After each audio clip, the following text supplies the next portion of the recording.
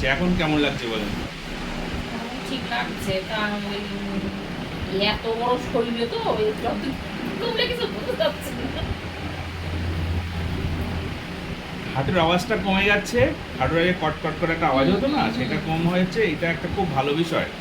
আচ্ছা আচ্ছা, আপনার হাঁটুটাকে পুরোপুরি তার মানে সারার সম্ভাবনা বেশি। বেশি। তাহলে ওজন আপনার দেখলাম কত, 95 কেজি। এই 95 কেজিকে তাড়াতাড়ি কমাতে হবে।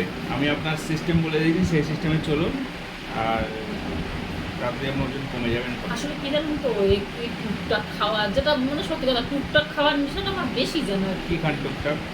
এই যেমন এখন আমের সময় একটু গোবারে মনে হলো হয়তো দুটো আম খেলাম, হ্যাঁ খাবেন, আম ভালো তো। গাছের আম। হ্যাঁ খাবেন। এইবারে তারপরে সন্ধ্যেবেলা এখন আর খাই না, চপ টপ করে এখন আর খাই না, কিন্তু মানে আগে খেতেন, খেতাম।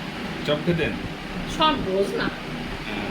মনে হলো যে একটু কিনে আনবো বাড়ি করে দেবো। হ্যাঁ খাবেন, কেন না খাবেন না? ওই ওই যে ওই তেলে কোনো ভাজা, তেলে ভাজাতে আপনার সমস্যা নেই তো। যাদের লেবার ওয়েটটা তাহলে আমার কিসে বাড়ছে? ওয়েটটা বাড়ছে আপনার, খেয়ে সবসময় আপনি বসে থাকেন না, খেয়ে উঠে পর বসে কাজ করা শুরু করলেন।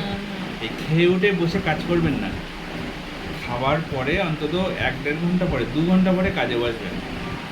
খুব কম করে হলে 1-1.5 ঘন্টা, 1 ঘন্টার আগে বসবেনই না।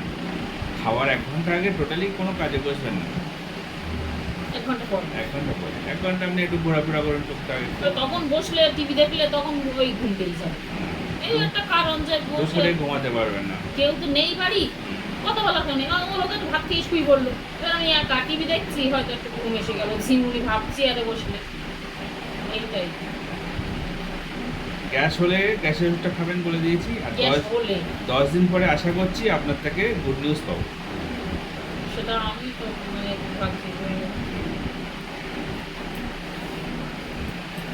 সমস্যাটা তো এই যতটা কমলে মোটামুটি আমি একটু মনে দিকে এখানে অবশ্যই তো কম লাগছে, কতটা অর্ধেক বেশি কম লাগছে। অনেকটাই কম। তাহলে বাড়ি গিয়ে ওষুধগুলো খাবেন, কমে যাবে।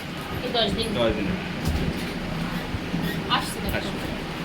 গাড়ির সমস্যা রাস্তায় আজকে